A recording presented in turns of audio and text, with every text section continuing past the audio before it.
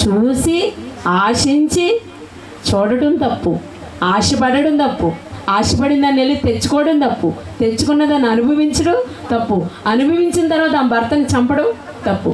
ఒక్క చూడడం వల్ల ఎన్ని తప్పులు వచ్చినాయి, చాలా తప్పులు వచ్చేసినాయి కదా.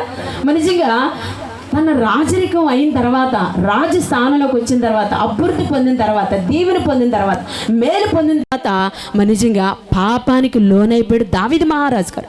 అంత గొప్ప మహారాజే పడిపోయినప్పుడు మనం ఎంతటి వారమండి, మనం ఏ పాటి వారం ఎంతటి వారమండి.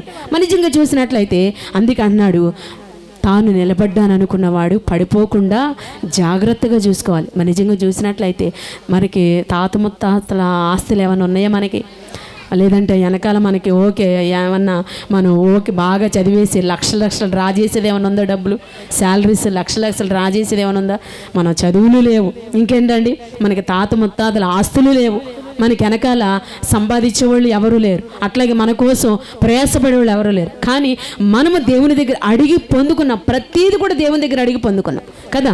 ప్రతి పైసా, ప్రతి దీవెన, ప్రతి ఆరోగ్యము, ప్రతి ఆశీర్వాదం, ప్రతి సమృద్ధి, ప్రతి ఈవు కూడా, ప్రతి బహుమానం కూడా మన దేవుని దగ్గర అడిగి పొందుకున్నాం. అవునా కదా? నమ్మిన వారు చప్పట్లు కొట్టండి. అందరూ కూడా దేవుడే నాకు ఇచ్చాడు అనుకున్నవారు గట్టిగా బిగ్గరగా చప్పట్లు కొట్టండి, గట్టిగా దేవునికి స్తోత్రం. Thank you GS. మన నిజంగా దేవుడే మనకి ఇచ్చాడు కదా ఏదైనా, అవునా కదా? దేవుడే మనకిచ్చాడు, వెనకాల మనకేమీ లేదు. కానీ అటువంటి దేవుడు మనకిచ్చినప్పుడు దేవునికి ఇష్టానుసారంగా మనం బ్రతకపోతే మరి ఇచ్చిన దేవుడు తీసేసుకుంటే, గబాల్ని తీసేసుకుంటే ఏంటి? కీర్తన గ్రంథంలో రాయబడింది కదా 90వ అధ్యాయంలో, నరులారా తిరిగి ఒక మనుషుల్ని నువ్వు వచ్చే తిరిగి అన్నప్పుడు ఆశీర్వాదమా నువ్వు వచ్చి అనలేడా, ఆరోగ్యమా నువ్వు వచ్చి అనలేడా దేవుడు? ఒక మనిషినే దేవుడు పిలుస్తున్నప్పుడు. అందుకే చూసినట్లయితే దేవుడిచ్చిన ఆశీర్వాదంలో మనం పడిపోకుండా నిలబడాలంటే ఇదిగో ఎటువంటి పాపము జోలికి వెళ్ళకూడదు. ఆజ్ఞ అతిక్రమే పాపము, సకల దుర్నీతి కూడా పాపమే. అటువంటి పాపము జోలికి దశంభాగాలు ఎగ్గొట్టడం పాపమే.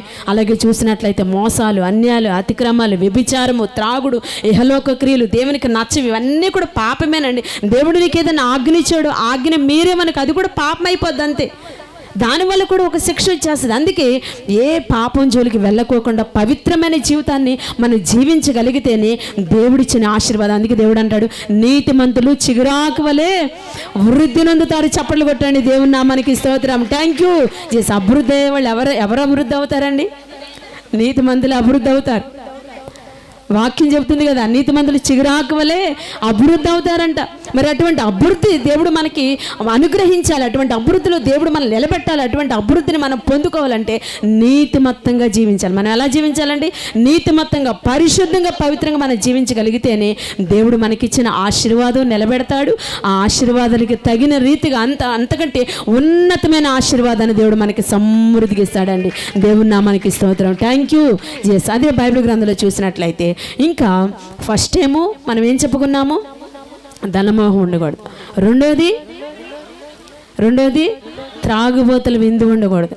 మూడోది గర్వం ఉండకూడదు. నాలుగోది ఏ పాపము ఉండకూడదు. ఐదోదిగా చూసినట్లయితే బైబిల్ గ్రంథంలో చూసినట్లయితే ఎస్తేరు గ్రంథంలో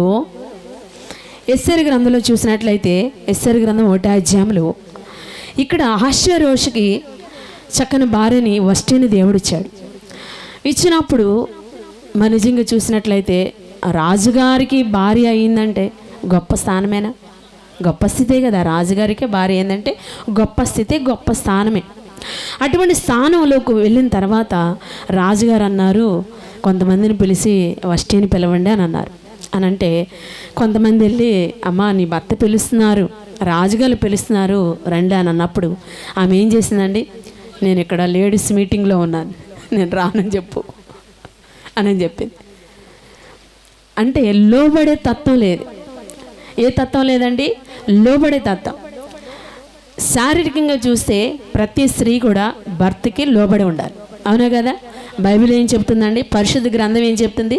ప్రతి స్త్రీ కూడా, స్త్రీలారా ప్రభువునకు వలె మీ సొంత పురుషులకి లోబడి ఉండండి. దేవుడికి ఎలా లోబడుతున్నావో నీ సొంత పురుషుని నీ భర్త కూడా నువ్వు లోబడి ఉండపోతే దేవుడిచ్చిన ఆశీర్వాదాల్ని మనము నిలబెట్టుకోలేమనే కదా అర్థమవుతుంది కదా ఆ వాక్యాన్ని బట్టి. శారీరకంగా ఆత్మీయంగా చూస్తే రాజు అంటే దేవుడే. రాజు అంటే ఎవరండి? మన దేవుడు. మన దేవుడు మనల్ని ఒక్కోసారి పిలుస్తాడు. ఏమని పిలుస్తాడు? అమ్మా ఇదిగో ఇది పరిచర్య చేయి, అమ్మా ఈ కానికివ్వు, అమ్మా నువ్వు ఇలా ప్రార్థన చెయ్యి, అమ్మా నువ్వు ఇలా నడువు, అమ్మ నువ్వు ఇలా జీవించు, అమ్మ ఇలా మాట్లాడు, ఇదిగో ఈ వస్త్రాలు ధరించు, ఇదిగో ఈ రీతిగా చెయ్యని దేవుడు మనతో మాట్లాడతాడు, పిలుస్తాడు. ఒక్కోసారి ఆ పిలుపుకి లోబడుతున్నామా? దేవుడు చెప్పిన దానికి లోబడుతున్నామా? ఒబే అవుతున్నామా? అందుకే యెషయా గ్రంథం 1:19 చూడండి. యెషయా గ్రంథం 1:19 మీరు సమ్మతించి నా మాట విని ఎడల మీరు భూమి యొక్క మంచి పదార్థములను అనుభవిస్తారు. చాలండి. ఇక్కడ చూసినట్లయితే ఏమన్నాడని, మీరు సమ్మతించి నా మాట వింటేనే. దేవుని మాటకి సమ్మతించాలి. దేవుడు నీకేది చెప్తున్నారు, ఎలా నడమంటున్నారు, ఎలా ఉండమంటున్నారు, ఎలా జీవించమంటున్నారు, ఏది చేయమంటున్నారు, ఆ మాటకి సమ్మతిస్తున్నావా? ఒబే అవుతున్నావా లేదా? అంగీకరిస్తున్నావా లేదా? ఆ మాటను సమ్మతించి ప్రభువా. బైబిల్ గ్రంథంలో దేవుడు పిలిచాడు ఎవరిని? సమూయేలుని పిలిచాడు కదా దేవుడు. సమూయేలుని పిలిచారు. ఎవరు? మన సంఘంలో ఉన్న సమూయేలు గారినా? కాదులేండి. బైబిల్ గ్రంథంలో ఉన్న సమూయేలు అనే బాలుని పిలిచాడు దేవుడు. సమూయేలు అని పిలిచినప్పుడు అక్కడ సమూయేలు ప్రవక్త ఏమన్నాడండి? చిన్న బాలుడైనా చిత్తం ప్రభువా నేనున్నానయ్యా నీ మాట వినడానికి. అలాగే దేవుడు కూడా మనం పిలుస్తాడు, మనకి చెప్తాడు, ఇలా ఉండమ్మా, ఇలా చెయ్యమ్మా, ఆశీర్వాదం అడుగుతున్నా కదా, ఇదిగో ఇలా ఉండు, దీవెన అడుగుతున్నా కదా, ఇలా చెయ్యి, ఉద్యోగం కావాలని అడుగుతున్నా కదా, ఇదిగో ఇలా నడువు, వ్యాపారం కావాలని అడుగుతున్నా కదా, ఇలా ఉండు, ఆరోగ్యం కావాలని అడుగుతున్నా కదా, ఇలా చేయమ్మా, ఈ టైంకి ప్రార్థన చేయి, ఇలా ఇన్ని రోజులు ఉపవాసం చేయి, ఇన్ని రోజులు గంట ప్రార్థన చేయి, ఇదిగో ఈ పరిచర్య చేయి, ఇదిగో గృహంలో ఆరాధన పెట్టు, ఇదిగో తెల్లని వస్త్రాలు ధరించు, ఇదిగో శనివారం దేవుని సన్నిధికి వెళ్ళు, ఇదిగో పలానా చోటు వెళ్ళి సాక్ష్యం చెప్పు. ఇవన్నీ దేవుడి మాటలు కదా, దేవుడు చెప్పే మాటలు కదా. ఇలా దేవుడు మనకు చెప్తున్నప్పుడు దానికి ఒబే అవ్వాలి. నేను ఎక్కడికి వెళ్తాను, ఈ ఎండాకాలం వేంపాడు వెళ్ళటం అంటే మాటలా ఏంటి? ఈ ఎండాకాలం నేను ఎక్కడ సాక్షి చెప్తా, ఈ ఎండాకాలం నేనేం చేస్తా అని చెప్పేసి మనం వెనకం చేస్తే మనకు వచ్చే ఆశీర్వాదం ఏమైపోద్దండి? నువ్వు వెనకం చేస్తే ఆశీర్వాదం వెనకైదా? నీకు వచ్చే వెనకాడడం వచ్చి మనకే వచ్చే వెనకాడడం దేవునికి రాదా? మన నిజంగా చూసినట్లయితే సహోదరి సహోదరుడా, దేవుడు మనకిచ్చిన ఆశీర్వాదం మనం నిలబెట్టుకోవాలి. ఆశీర్వాదం మనకి నిలబడాలంటే దేవుడు చెప్పే ప్రతి మాటకి సమ్మతించాలి, ఒబే అవ్వాలి. మన దౌర్జన్యం చెప్పిన మాట, కళలు దర్శనాలు దేవుడి మాటలు మనం వినినప్పుడు దేవుడు మన ఆశీర్వాదం ఎక్కడ పోకుండా ఆశీర్వాదానికి ఆశీర్వాదాన్ని డబల్ సమృద్ధిని దేవుడు మనకి సమృద్ధిగా కలిగి చేస్తాడండి. దేవుని నామానికి స్తోత్రం. Thank you. ఒక్క మాట నేను చదివి ముగిచ్చేస్తాను. అదే బైబిల్ గ్రంథంలో రూతు గ్రంథంలో నయోమి గారి గురించి నేను చెప్తాను. రూతు గ్రంథంలో చూసినట్లయితే రూతు గ్రంథంలో 1వ అధ్యాయంలో చక్కని మాట వ్రాయబడి ఉంటుంది. దేవుడు నయోమి గారు అంటే మన సంఘంలో ఉన్న నయోమి గారు కాదురండి, బైబిల్ గ్రంథంలో ఉన్న నయోమి గారు. ఈ నయోమి గారికి కష్టం వచ్చిందండి. కొంత కష్టం వచ్చినప్పుడు ఆ కష్టానికి తట్టుకోలేక గబగబా ఎక్కడికి వెళ్ళిపోయిందండి? మోయాబు దేశం వెళ్ళిపోయింది. అలాగే సంఘంలో దేవుళ్ళు నడిచేటప్పుడు ప్రభువులోకి రాగానే ఒక ఐరన్ లాగా మారిపోతావా చెప్పండి? లేదంటే ఒక బంగారు లాగా మారిపోతావా? ఒక వెండిలాగా మారిపోతావా? మనుషులమే కదా, మనుషులమేనా? మనం అందరూ మనుషులమే కదా. మనుషులు అన్న తర్వాత ఏదో ఒక శ్రమ కష్టం రాకుండా ఉంటుందంటారా? వస్తుంది కదా. ఎందుకంటే అప్పుడు దేవుళ్ళలోకి రాకముందు భోజనమే చేసాం. ఇప్పుడు ఏమైనా బంగారం తింటున్నారా? లేదు కదా. అప్పుడు భోజనం చేసి ఇప్పుడు భోజనం చేస్తాం, అవునే కదా. దేవుళ్ళలోకి రాగానే ఒక రాయిలాగానో, రప్పలాగానో, కొండలాగానో, బండలాగానో, లేదంటే బంగారపు దేవుడు మళ్ళీ పోత పోసేసినట్టుగానో అయిపోలాగాను కదా. మనుషులే మనం. అందు నిమిత్తముగా ఒకవేళ క్రైస్తవ జీవితంలో ఇప్పటివరకు దేవుడు మనకిచ్చిన ఆశీర్వాదం నిలబెట్టి గర్వంగా ఉండకూడదు, పొగరుగా ఉండకూడదు, అహంకారంగా ఉండకూడదు, అలాగే నిజంగా మరి హెచ్చింపుగా ఉండకూడదు, త్రాగుబోతులు విందులు ఉండకూడదు, పాపం ఉండకూడదు, ఇంకేంటండి ధనమోహు డబ్బు సంపాదించాలనే అటువంటి వ్యామోహాలు ఉండకూడదు. ఇంకా చెప్పుకోవాలంటే అసమాధానం ఉండకూడదు, కోపాలు ఉండకూడదు, గొడవలు ఉండకూడదు, గలిబిలు ఉండకూడదు. అట్లాగే చూసినట్లయితే మరి భక్తి జీవితంలో మరి దేవునికి నచ్చంది అసలు ఏది మనలో ఉండకోకుండా ఉంటే, జాగ్రత్తగా ఉంటేనే దేవుడిచ్చిన ఆశీర్వాదం మనం చక్కగా నిలబెట్టుకుంటే, ఒక దీపం వెలిగించామనుకో దాన్ని గాలి తగలకుండా మనం ఇలా పట్టుకుంటే అది వెలుగుతూ ఉంటుంది కదా. భక్తి జీవితంలో కూడా దేవుడు మనకిచ్చిన ఏది ఇచ్చినా సరే దాన్ని కూడా జాగ్రత్తగా కాపాడుకోవాలి. జాగ్రత్తగా కాపాడుకోవాలంటే మనం ఇటువంటి జాగ్రత్తలు తీసుకున్నప్పుడు అది జాగ్రత్తగా నిలబడుతుంది. మనకి అది నిలబడిన జాగ్రత్త ఎప్పటి వరకు ఉంటుందో తెలుసా? మన పిల్లల తరం వరకు ఆశీర్వాదం ఉంటుంది. చప్పట్లు కొట్టండి, దేవునికి స్తోత్రం. Thank you Jesus. ఇవే కాకుండా భక్తి జీవితంలో ఒకవేళ నీకు ఏదైనా శ్రమ వచ్చినా, కష్టం వచ్చినా, ప్రార్థనా జీవితంలో ఒకవేళ ఏదైనా లేమిడి వచ్చినా, వస్త్రహీనత వచ్చినా, అనారోగ్యం వచ్చినా, ఏ ప్రాబ్లం వచ్చినా సరే ప్రాబ్లంలో నేను నిలబడాలంతే. ప్రాబ్లంలో ఉండాల్సిందే. నయమి గారికి తనకు ప్రాబ్లం వచ్చింది. ప్రాబ్లం వచ్చినప్పుడు ఏం చేసిందండి? అక్కడే కూర్చొని ఎక్కడ పోగొట్టుకున్నా అక్కడే వెతకాలి. అవునా కదా? ఎక్కడ పోగొట్టుకున్నా అక్కడే వెతుకోవాలి. నయమి గారు అలా వెతికారా? అలా వెతకలేదు. వెళ్ళిపోయారు గబగబగా భర్తని పిల్లల్ని తీసుకెళ్ళి మోయాబు దేశానికి వెళ్ళిపోయారు. మోయాబు దేశానికి వెళ్తే బెత్లెహేమ్ అంటే రొట్టెలు గల దేశం, సమృద్ధి కలిగిన దేశం. సమృద్ధి కలిగిన దేశంలో కొంచెం బాధ వచ్చిందని, కొంచెం కష్టం వచ్చిందని, కొంచెం శ్రమ వచ్చిందని, కొంచెం ఇబ్బంది వచ్చిందని చెప్పేసి మోయాబు అంటే అసలు దేవునికి ఇష్టమా? మోయాబు అంటే దేవునికి అసలు నచ్చదు, ఇష్టం కాదు. అటువంటి మోయాబు దేశానికి వెళ్ళింది నయమి గారు. ఏం పోగొట్టుకుందామే? భర్తను పోగొట్టుకుంది, కొడుకులిద్దరిని పోగొట్టుకుంది. మొత్తం ఆడబ్యాచ్ అయిపోయారు, అందరూ ఆడవాళ్ళు అయిపోయారు. పాప ఏమి లేనుగా రిక్తురాలుగా వచ్చి అంటది, నేను సమృద్ధి గలదానిలాగా వెళ్ళాను, రిక్తురాలుగా వచ్చాను. రుతు గ్రంథంలో మీరు చదవండి, అర్థమవుతుంది. వెళ్ళేటప్పుడు ఎలా వెళ్ళిందండి? సమృద్ధి కలిగిన దానిగా వెళ్ళిందంట. అంత సమృద్ధి ఉన్నప్పుడు ఎందుకు వెళ్ళాలండి? అంత సమృద్ధి ఉన్నప్పుడు సమృద్ధి దానిగా వెళ్ళాను, కానీ ఎలా తిరిగి వచ్చింది? వచ్చేటప్పుడు ఎలా తిరిగి వచ్చింది? అన్నీ పోగొట్టుకొని నిజంగా ఏమీ లేని స్థితిలో రిక్తురాలుగా వచ్చింది. సహోదరి సహోదరుడా, ఒకవేళ క్రైస్తవులను జీవించేటప్పుడు మనుషులమే కనుక మనుషులంతా ఏదో ప్రాబ్లం ఫేస్ చేయాలి. ఎందుకంటే భూమి మీద బ్రతికినంత కాలం మనం బ్రతకాలి కాబట్టి ఏదో శ్రమ, కష్టం, ఇబ్బంది, ఏదో ఒక ప్రాబ్లం వస్తూ ఉంటుంది. ఏ ప్రాబ్లంకి అస్సలు అదరొద్దు, బెదరొద్దు, జడి వద్దంతే. ప్రాబ్లం ఎలా వచ్చిందో అలా పోయిద్ది అంతే. ఎలా వచ్చిందో అలాగే దేవుడు తీసేస్తాడు ఆ ప్రాబ్లం. కానీ మనం మాత్రం ఎలా ఉండాలండి? బహుబలముగా ఉండాలి, బహు విశ్వాసంగా ఉండాలి, బహు ఆత్మీయంగా ఉండాలి, బహు పరిశుద్ధంగా దేవునికి అనుకూలమైన జీవితాన్ని ఆ శ్రమలో కూడా, కష్టంలో కూడా, ఇబ్బందులు కూడా, లేమిడిలో కూడా, వసనతలో కూడా దేవునికి అనుకూలమైన జీవితాన్ని జీవిస్తే దేవుడు ఏమంటాడండి? బలా నమ్మకమైన మంచి దాసుడా, నీవు ఈ శ్రమలో కూడా నువ్వు జాగ్రత్తగా ఉన్నావు కాబట్టి అనేకమైన ఆశీర్వాదాలు ఇస్తాడంటాడు. దేవునికి స్తోత్రం. Thank you Jesus. ఒక తలాంతి ఇచ్చినోడు ఒక్కటే ఇచ్చాడు, నాకు ఇదే ఉంది, ఈ చిన్న ఆశీర్వాదం అని చెప్పేసి భూమిలో పాత పెట్టాడు. ఏమైనా ఉందా? ఏమీ లేదు. 5 ఇచ్చినోడు ఏం చేశాడండి? 5 జాగ్రత్త చేసుకున్నాడు. 2 ఇచ్చినోడు 2 జాగ్రత్త చేసుకున్నాడు. సహోదరి సహోదరుడా, దేవుళ్ళు మనం పడిపోకుండా జాగ్రత్తగా ఉండాలంటే ఇటువంటి ఆత్మీయ జీవితంలో ఒకవేళ నీకు ఏ కష్టం వచ్చినా దానిలో కూడా ధైర్యంగా, విశ్వాసంగా మన దేవుడు ఉన్నాడు. చనిపోయిన దేవుడైతే బాధపడాలి, బతుకున్న దేవుడి దగ్గర ఎందుకు బాధపడతాం? అవునా కదా? చనిపోయిన దేవుడైతే బాధపడాలి. అమ్మో ఎవరు లేరు, ఏంటో ఏమైపోతాం. ఆయన బతికి మన మధ్య తిరుగుతుంటే, మనతోనే ఉంటే, మనలోనే ఉంటే అసలు భయపడాల్సిన పని ఏంటండి? ఇంకా దిగులు పడాల్సిన పని ఏంటండి? ఇంకా జడియవలసిన పని ఏంటండి? ఏ సమస్య అయినా దేవుని దగ్గర కూర్చుని ప్రార్థన చేస్తే దేవుడు ఎర్ర సముద్రాన్ని పాలి చేసిన దేవుడు, నిజంగా చూసి సింహాల నోళ్ళు మూసివేసిన దేవుడు. అలాగే చూసినట్లయితే మరి అగ్ని, అలాగే షడ్రక్ మెషకుని అగ్ని గొర్రెని అగ్ని గుండంలో తప్పించిన దేవుడు, అలాగే చనిపోయిన లాజరును బ్రతికించిన దేవుడు. నీకు మేలు చేయడా? నీకు కార్యము చేయడా? నీకున్న చిన్న సమస్య తీయడా? నీకున్న చిన్న ఇబ్బంది తీయడా? నీకున్న చిన్న కష్టం తీయడా? దేవునికి అసాధ్యమైనది ఏమైనా ఉందా? దేవునికి సమస్తమును సాధ్యములు నమ్మిన వారు చప్పట్లు కొట్టండి. దేవునికి స్తోత్రం. థ్యాంక్ యూ చేసాం. బహుధైర్యంగా, బహుబలంగా ఆయనకి ఇష్టంగా నువ్వు బ్రతుకు చాలు.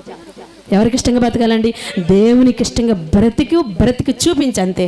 అప్పుడు నీకు ఏది కొరత ఉండదు, అసలు ఏది లోటు ఉండదండి. దేవుడు అంట మెల్లగా తన చేతులతో ఎత్తి పట్టుకుని నిన్ను నడిపిస్తాడు. దేవుని నామానికి స్తోత్రం. Thank you.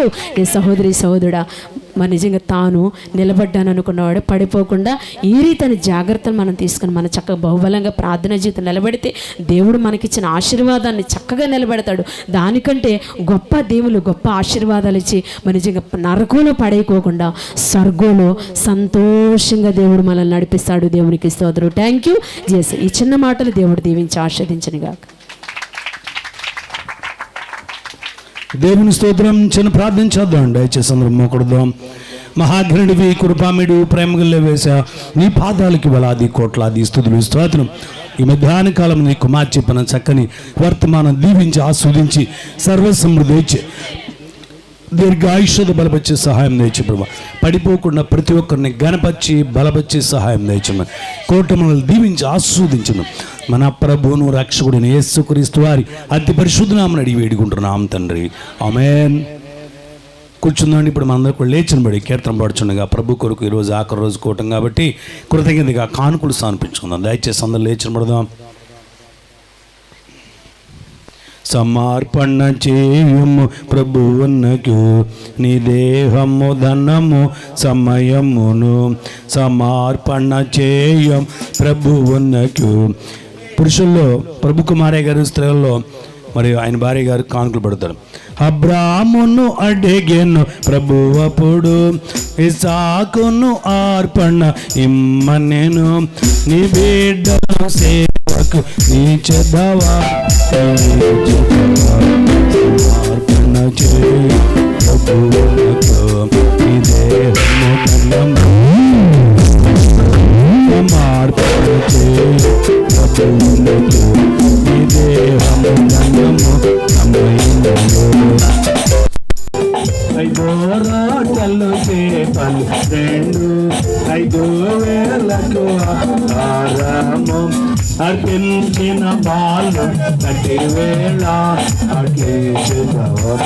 సమర్పణ చేయు ప్రభువునకు నీ దేహము ధనము సమయమును సమర్పణ చేయు ప్రభువునకు నీ దేహము ధనము. ప్రియము దేవునికి ప్రేమ బలి జయము దయ్యోను ఆర్పణము కలంకము కల్మని చెదవా సమర్పణ చేయు నీ దేహము ధనము సమయములో సమర్పణ చేయు ధనము సమయములో.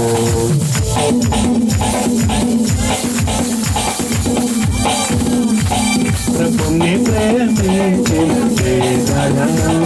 అసులో రండిచి కానుకగా ప్రభుని ప్రేమించి పేదలను అసులో రండిచి కానుకగా జీవనమంతయుడే కుమిటి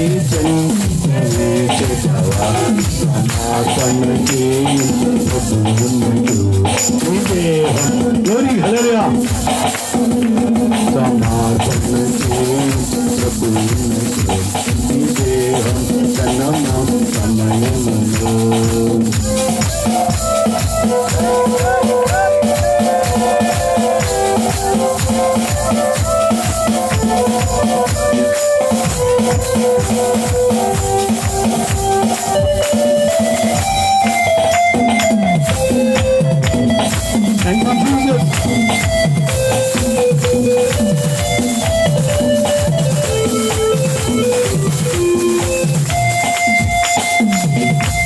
నీ దేహము దేవుని ఆలయము నీ దేవుడు మలచు మందిరము నీ దేహము దేవుని ఆలయము నీ దేవుడు మలచు మందిరము సజీవయగముగా తీర్చెదవా సమర్పణ చేయు సమయములో సమర్పణ చేయు ప్రభువునకు నీ దేహము ధనము సమయములో.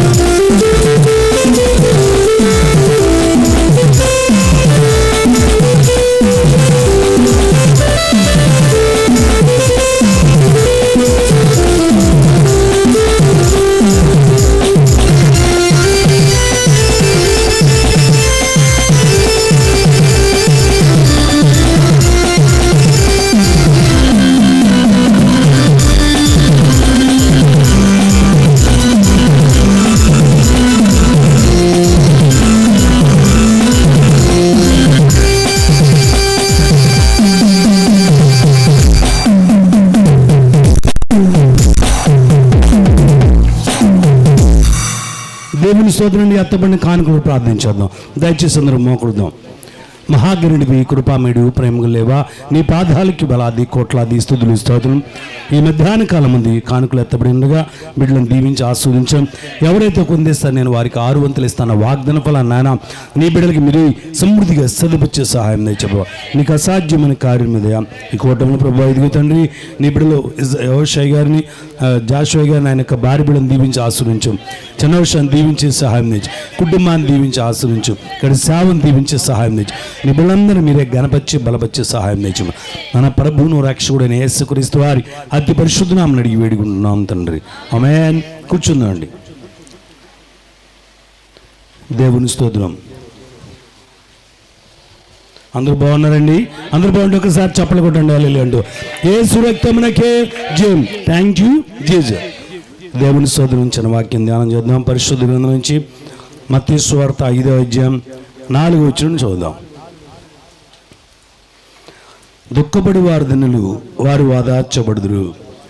దేవుని స్తోత్రం. ఇక్కడ మనం చదువుకున్న వాక్య భాగాన్ని ధ్యానం చేసుకునే ముందు మనం ఇచ్చినండి కమలారాణి అలాగనే సలూమ్ గారు చక్కని కీర్తన పాడతారు. అందరూ కూడా చక్కని చేతులోడించి చప్పలు కొడుతూ దేవుని అనుమయింపచ్చుకుందాం అండి.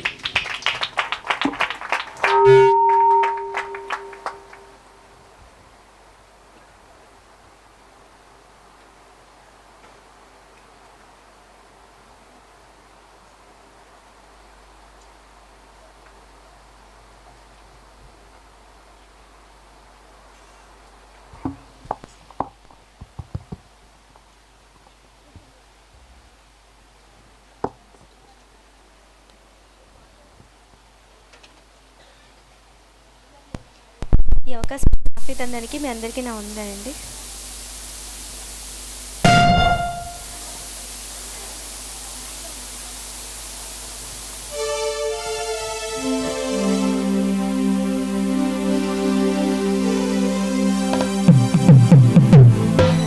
ప్రభు యేసు నా రక్షక, నొసగు కన్నులు నాకు నిరతమునే నిన్ను చూడా.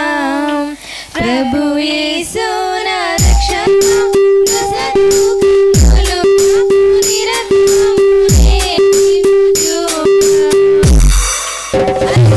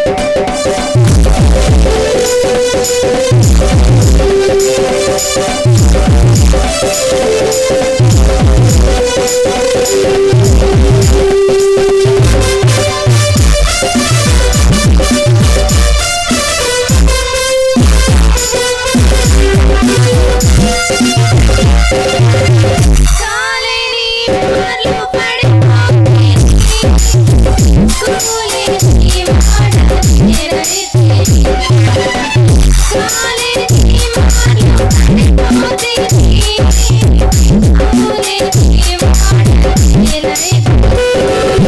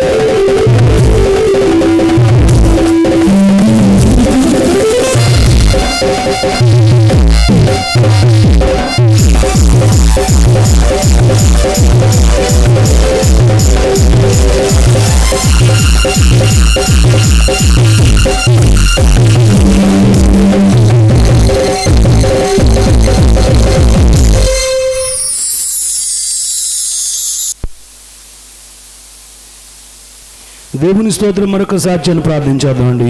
కీర్తన పాడిన బిడ్డలను దీవించమని, ఆస్వాదించమని అందరూ కూడా ఒకసారి ఎలుగెత్తి వచ్చిన ప్రార్థించండి. ప్రభా బిడ్డలను దీవించా, కీర్తన పాడిన బిడ్డలను దీవించాను ప్రభా, కమలారాణి దీవించా, ఆ బిడ్డ చదువు తోడుకున్నాను ప్రభా, సలోమి గారిని దీవించు ప్రభా, కుటుంబాన్ని దీవించు వేసా, అంబర్త గారి బిడ్డను దీవించా, ఆస్వాదించమని వచ్చిన ప్రార్థించాను. అందరూ కూడా ఎలుగెత్తి వచ్చిన ప్రార్థించే. హల్లెలూయా. Thank you Jesus. యేసు రక్తమునకే మహోన్నతుడా, శక్తిమంతుడా, యేసయ్యా నీకే వందనాలు, స్తోత్రం అని ప్రార్థించండి.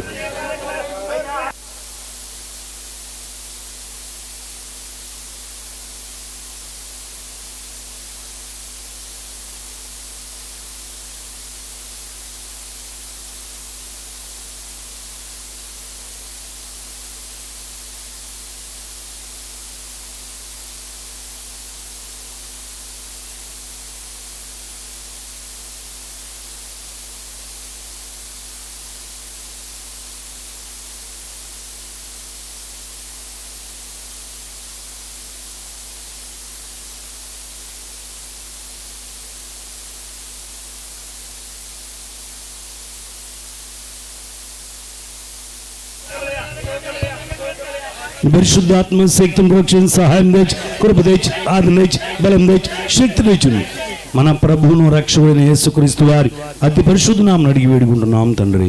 ఆమేన్. కూర్చుందాం అండి. దేవునికి స్తోత్రం. చిన్న వాక్యం ధ్యానం చేసుకుందాం. పరిశుద్ధ గ్రంథం నుంచి మత్తయి సువార్త మరి 5వ అధ్యాయం 4వ వచనం మనం చదువుకున్నాం. దుఃఖపడి వారు దినులు వారు వాదార్చబడుదురు. ఆమేన్. అండ్ అందరూ నీరసంగా ఉన్నారు. మీరు కూడా దుఃఖంగా ఉన్నారా, బాధగా ఉన్నారా? ఒకవేళ యేసువారి దగ్గర ఏదైనా దుఃఖం అన్నా కానీ యేసువారు వాదార్చును గాక.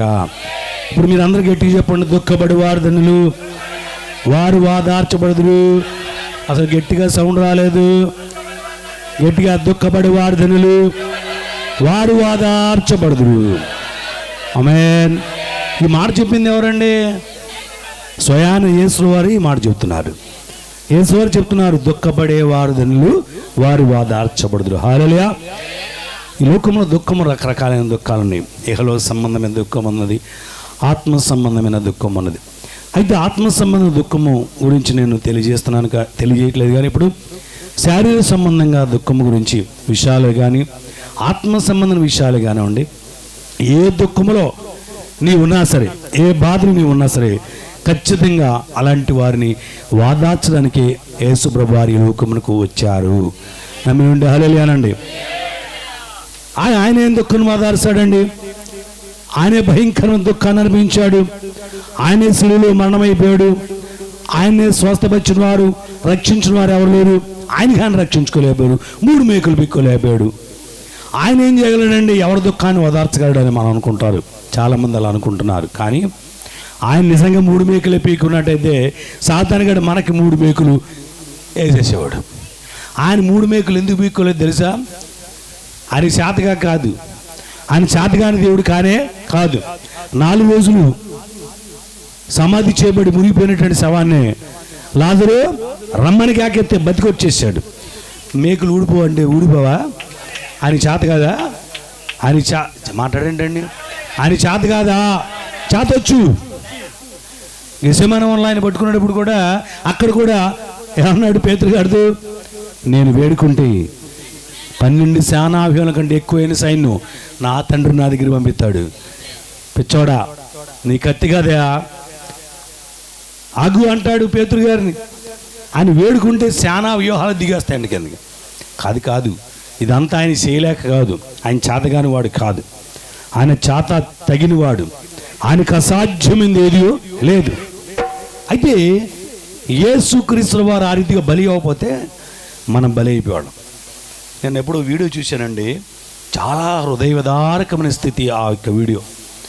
ఎద్దుల్ని, దున్నపోతుల్ని తీసుకెళ్ళిపోయారు. అక్కడ ఏదో పెద్ద బొమ్మ ఉంది. ఆ బొమ్మ ముందండి నిజంగా వాటిని బలంతాన లాక్కెళ్ళిపోయి పెద్ద పెద్ద కత్తులతో, గొడ్డలతో అసలు తెగ నరికేస్తున్నాడండి. ఒక పెద్ద గ్రౌండ్ లాగా ఉంది మన ఇండియాలోనే. నిజంగా జీవాలు, మూగ జీవాలు అల్లాడిపోతున్నాయి కింద పడిపోయి. ఒకడైతే ఆ మెడ తగట్లా కొట్టేస్తున్నాడు ఎవడో వీడియో తీసి పెట్టాడు. ఎన్ని ఎద్దులు, ఎన్ని దున్నపోతులు, ఎన్ని గేదెలు వాటన్నింటి బలి చేసి మేకల్ని ఇలాగ కొట్టుకుని చచ్చిపోతున్నాయి. ఎంత దారుణం! మొగజీవాలని బలి ఒకటి. అది గంటడు బైబిల్లో మేకలేక ఎడ్లేక రక్తం చేత శుద్ధి చేయబడదు మనిషిని పాపం. అందుకని పవిత్ర రక్తం కావాలి. అది ఎక్కడుందంటే యేసు వారిలో మాత్రమే ఆ పవిత్ర రక్తం ఉంది. యేసే పవిత్రుడు, పరిశుద్ధుడు, నిష్కల్మషుడు, పాపంలో చేరక ప్రత్యేకంగా ఉన్నవారు కాబట్టి ఆయన రక్తం ఇవ్వడానికి ఈ లోకానికి సర్వమానవాళి పాప నిమిత్తంగా ఈ లోకానికి వచ్చిన యేసు వారు నిజమైన దేవుని కుమారుడు. ఆమేన్. ఆయన వచ్చి ఈ లోకానికి తన యొక్క రక్తాన్ని తుది రక్త బిందువు కూడా దారబోసింది. ఎందుకంటే మన పాప క్షమాపణ కొరకు. ఆయన రక్తం దారబోయిపోతే మన పాపాలు క్షమించే అవకాశం లేదు. No chance. ఇంకా తెలియక ఏం చేస్తున్నారు? ఎద్దులు, ఎనబోతులు వాటిని మెడకాయలు తెగ నరికేసి రక్తాన్ని చిలికిస్తున్నారు. ఎంత దారుణం! పోదు. వాటి వల్ల పాపం పోదు. యేసుక్రీస్తు యొక్క రక్తం ద్వారానే పాప క్షమాపణ. అది ఎలాగంటే యేసయ్య బలి అయిపోయారు కాబట్టి యేసు దగ్గరికి వచ్చి, ప్రభువా నేను పాపినయ్యా, నన్ను క్షమించయ్యా అని ఒప్పుకుంటే చాలు. నేను నిన్నే నమ్ముకుంటున్నాను, నా జీవిత పర్యంతం వరకు నా జీవితంలో నువ్వు ఉండాలయ్యా, నువ్వు లేదు నేను బతకలేనయ్యా, నేను నమ్మాను ప్రభు అంటే చాలు. తన రక్తము చేత మనల్ని కడిగేస్తాడు. అది కంటికి కనబడదు, చెవి కనబడదు, హృదయమునకు గోచరము కాదు. ఈ రోజుల్లో ఎవరు చేయలేనిది, ఎవరు వాళ్ళ కానిది, ఎవరినైనా సరే మార్చలేని స్థితి యేసు యొక్క రక్తమే మారుస్తుంది. యేసు వారే మారుస్తున్నాడు. గొప్ప వ్యసనకారులు, భయంకర నరహంతులు. మీకు తెలుసా యేసులో ఏముందనుకుంటున్నారు? కానీ అలాంటి వారు చెప్తున్నాను. ఒకప్పుడు స్టువర్ట్పురం మీకు తెలుసు లేదు? ఈ స్టువర్ట్పురం దొంగలపురం. రైలు బళ్ళు కూడా ఆపేస్తే ఎవడికి దిక్కు దివాణ లేదు. వచ్చిన పోలీసు వాళ్ళు కూడా మళ్ళీ తిరిగి వెళ్తారు లేదు, వాళ్ళకి భయం, ఎవడు వచ్చాడు కాదు. అలాగే వాళ్ళ వృత్తి దొంగల వృత్తి. అలాంటి వృత్తి కలిగిన వాడిని ఎవరు మార్చారండి? ఎవరి వల్ల కాల. ఏ ఎద్దుల రక్తం మార్చడం, ఏ దున్నపోతుల రక్తం మార్చలా, ఏ కోడి రక్తం, పావుల రక్తం, పాముల రక్తం, మరొక రక్తం, ఏ రక్తం మార్చలేదు. ఒక పాస్టర్ గారు వెళ్ళాడు, దేవుడు తీసుకెళ్ళాడు. అడిగి దేవుని స్వార్థపడించాడు. మీరు చేసేది తప్పు నాయనా, ఇలా చేయకూడదు. యేసే నిజమైన దేవుడు, మనందరి కోసం బలియాగం అయిపోయాడు అని స్వార్థ బోధించినప్పుడు దొంగలు మారిపోయారు. ఆనాడు స్వార్థపురం దొంగలపురం అన్నది ఈ రోజున స్వార్థపురం అయిపోయింది. హల్లెలూయా. ఎంతోమంది సావుకులు అక్కడ తయారయ్యారు. ఇప్పుడు రైలు బండ్లు అక్కడ దోపిడీ చేయబడవు. ఇప్పుడు అక్కడ తాగుబోతులు లేరు, ఇప్పుడు అక్కడ దొంగలు లేరు.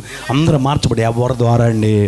యేసుడు వారిది. ఇంకా ఏ దేవుడి దగ్గర సరే మార్చబడిన వారు ఉన్నారంటే తీసులో కమాన్, మేము కూడా అట్టే వచ్చేస్తాం. ఈ నామం అనే కానీ మరి ఏ నామం రక్షణ లేదు. ఆమేన్. నేను నా కళ్ళారు నేను చాలామంది చూశాను. మొలరాజులో నరహంతకులు ఉన్నారు, ఒకప్పుడు భయంకర రౌడీలు ఉన్నారు. వీళ్ళు వస్తుంటే బహు భయంకరం. ఇక్కడ దాకా గుండెలు తీసేవాడు. నా చిన్నప్పుడు వాళ్ళని అసలు చూడలేం. ఒక్కొక్కడు ఎంత ఎత్తుంటాడు. అలాంటి వాళ్ళు నిజంగా విజయవాడలో జరిగేటువంటి కొన్ని మర్డర్స్కి వీళ్ళు నిలువెత్తి సాక్ష్యాలు. వీళ్ళే దానికి చేసిన వాళ్ళు కూడా ఎన్నోసార్లు జైలుకి వెళ్ళి వచ్చేటప్పుడు. అలాంటి వారిని ఎవరు మారుస్తారు? ఓ టైం వచ్చరికి దేవుడు మాట్లాడేశాడు. కనబడిపోతే దెబ్బకి ఆ క్రోత్తం పోయింది, దెబ్బగా మారిపోయారు. కత్తులు అక్కడ పడేసి, కటారులు అక్కడ పడేసి, రౌడీస్ అక్కడ పడేసేసి బైబిల్ పెట్టుకుని స్వార్థపడించారు. నేను నా కళ్ళారు చూశానండి. ఎంతమంది మారిపోయారు ఇప్పుడు. అలా ఎవరు మారుస్తారు? యేసు తప్ప మార్చగలిగిన వారు ఎవరులేనే మార్చలేరు. ఎవరి వల్ల కాదు. ఎందుకంటే వాళ్ళు కూడా అలాంటి వాడే కాబట్టి.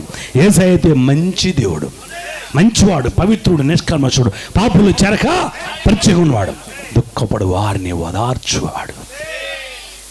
భర్త రౌడీ, భార్య ఏడుస్తుంది, పిల్లలు ఏడుస్తున్నారు, ఇంట్లో తింటాక లేదు. అతను ఒక పొలిటికల్ లీడర్ వాడుకుంటున్నాడు. నేను కళ్ళారు చూసిన వ్యక్తి అతను మొగలరాజపురంలో. అలాంటి వ్యక్తి ఒక సమయంలో మొగలరాజపురంలో నేను 10వ సంవత్సరం వయసులో నరుక్కున్నారండి. ఒకే కులస్తులు 2 వర్గాలుగా చీలిపోయి ఇలే రౌడీలే వాళ్ళు కూర్చుంటే మాట్లాడుకుని గొడవ వచ్చేసి ఈ నాడిదన్నాడు ఆడిది పెద్ద గొడవ అయిపోయింది. 2 పార్టీలు అయిపోయారు. నేను కళ్ళారు చూసిన బరిసెలు తీసి కత్తులు తీసి పొడుచుకున్నారు. అలాంటి వాళ్ళందరూ ఈ రోజున పాస్టర్లు అయిపోయారు, మారిపోయారు, పెద్ద పెద్ద చర్చలు కట్టేశారు. హల్లెలూయా. ఇప్పుడు ఎవరైనా తిడతా సరే మాట్లాడరు వీళ్ళు. ఆ త్రాగుడు పోయింది, వ్యభిచారం పోయింది, లోకం పోయింది. ఎవరు మార్చగలుగుతున్నారు? యేసు వారే ఆనాడు మా నాన్నగారు ప్రార్థన పెడితే కొట్టడానికి వచ్చారు వీళ్ళే, తిట్టడానికి వచ్చారు వీళ్ళే, పొడి శాతం మందిరం అన్నారు వీళ్ళే, కూలి శాతం డ్రమ్ము పగలగొడతా ఉన్నారు వాళ్ళే, డ్రమ్ము కొట్టేవో నువ్వు ఇక్కడ ఊరుకో అన్నారు. యేసు దేవుడని జనాలు మోసం చేస్తున్నాడు అన్నారు, జనాల్ని నెత్తి మీద చేతులు ఎత్తి మాయ చేస్తున్నావు అన్నారు. ఎన్ని తిట్టుకున్నా ప్రభువా ఏంటయ్యా అని అంటే ప్రభు అన్నాడు, ఇక్కడే చాగిటిపాడు గ్రామం మాది, అక్కడి నుంచి యేసు అక్కడ తీసుకెళ్ళాడు మమ్మల్ని, నాన్నగారిని. ఇప్పుడు 1967 సంవత్సరం అక్కడ తీసుకెళ్తే ప్రభా ఏంటి అని అంటే ప్రభు అన్నాడంటే ఇక్కడే ఉండు, వీళ్ళందరూ మారుతారు చూడు. స్టార్ పెడితే స్టార్ పెట్టేవాళ్ళయా, ఎక్కడ పుట్టినాడు యేసు, ఇక్కడ తీసుకొని స్టార్ పెట్టారేంటి అన్నారు. మైకి పెడితే అప్పుడు గొట్టారు. పాపం ఒకప్పుడు గొట్టాలు ఎంత పని చేసింది తెలుసా, డ్రమ్ము ఎంత పని చేసింది తెలుసా అయ్యా. అప్పుడు హీరోలు అయ్యే. పాపం ఇందాక డ్రమ్ముని చేశాను, నా కళ్ళ నీళ్ళు వచ్చినాయండి. అక్కడ డ్రమ్ము ఒక పక్కనంత పైలిపోయింది. ఇప్పుడు డ్రమ్ములన్నీ ప్రతి చర్చలు ఎక్కడ పడి ఉన్నాయి అటక మీద పడేసుకున్నాం. కానీ ఒకప్పుడు ఇప్పుడు ఎలక్ట్రానిక్స్ వచ్చేసరికి అప్పుడు గడ కొట్టాలి, ఇప్పుడు ఇలాంటి చాలు మోయేత్తని. అందుకని పాప వాటిని పక్కన పడేశారు. ఆ రోజులో గొట్టాలు మాకున్నది చిన్ని గొట్టం అయితే ఆ గొట్టం పైన పెడితే ఒకడొచ్చి అడిదిపా అనేవాడు, ఇంకోటి వచ్చాడు ఇటు నుంచి, ఇటు తిప్పితే ఇటు నుంచి ఒకడు వచ్చాడు, ఏంటనే అడిదిపా మాకు అవసరం యేసు. ఎట్ట ఇటు తిప్పాలకి దీన్ని 4 వైపులు తిప్పేసేసి ఆఖరి నాన్నగారు ఎడ తెప్పరా అన్నాడు. అంటే పైన చర్చి ఉంటే చర్చికి ఇటు గోడకి ఎడ తెప్పమన్నాడు. వాళ్ళకి అవసరం లేదు ఆ సువార్త. కారణం ఏంటంటే దొంగతనం చేస్తున్నా జాగ్రత్త, మోసం చేస్తున్నా జాగ్రత్త, త్రాగుతున్నా చేస్తా జాగ్రత్త, నరకానికి వెళ్తా అని చెప్తున్నాడు కదా, నచ్చేది కదా వాడికి. పీకే తిప్పే అనేవాడు. కానీ ఒక టైం వచ్చేటప్పటికి ఏమంటే ఆ రోజున మా నాన్నగారు ఒక్కరే స్టార్ పెట్టారు. ఈ రోజున పండగ వస్తే మొత్తం మొగలరాజులో ఎంత పండగ. హల్లెలూయా. మాకంటే పెద్ద పెద్ద మీటింగ్లు పెడతారండి బాబు వాళ్ళు. హల్లెలూయా. ఎందుకని యేసులేని ఈ జన్మ ఎలా, వినలేని పర్రబోధలేలా, శ్రీయేసు ధర్మం చాలు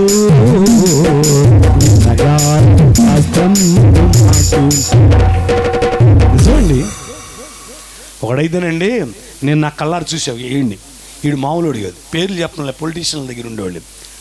అంతసేపు బూట్ ఉండి చూసావు, మోకాల దాకా బూట్ వేసేవాడు, ఆ బూట్లో కత్తి పెట్టేవాడు, కింద అరికాలలో కత్తి, అంటే అరికాలన అది అంటారు సోల్ అంటారు, ఆ సోల్లో కత్తి పెట్టేవాడు, ఈ సైడ్ ఒక కత్తి పెట్టేవాడు. ఈ బూట్లో ఎవడో తెలియదు, కూతంత గొడవ తీసాడు, కసకని తీసా కసకని వేసేవాడు. మళ్ళీ ఇక్కడ బెల్ట్లో కత్తి, అదేం కత్తి బటన్ నైఫ్. అప్పట్లో బటన్ నైఫ్లు బాగోడు, ఎట్లా నొక్కితే కసకమని బయటకు వచ్చేది అనమాట. ఏం లేదు, ఇక్కడ పెట్టేవాడు కసకమని వెళ్ళేవాడు, దిగిపోయేది పట్ల. అలాంటిది ఆ రోజుల్లో. ఓ రోజు అండి పంపులో వచ్చాడు, పక్కింటి అని పంపు వేయించుకుంటున్నాడు, మున్సిపాలిటీ అని ఇచ్చాడు, అది తవ్వాడు. పక్కింటి ఆయన రౌడీ, ఈ పక్కింటి ఆయన పంపు వేయించుకుంటున్నాడు. ఇప్పుడు ఈ బటన్ నైపులు పెట్టేవాడు ఆయన వచ్చాడంటే ఎడదవేంట్రా అన్నాడు. తవ్వాలి కాదండి, ఇక్కడ పైపు ఉందండి, మంచినీళ్ళ పైపు లోపలికి ఉంది కదా, తవ్వి వేయాలి కదా వేస్తున్నాను.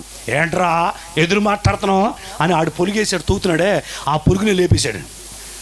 ఆ పురుగుని ఒక్క ఎదుటికి ఏది పొలబెట్టి మనం పొలం లేపుతాం చూడు, అట్లా లేపేశాడు.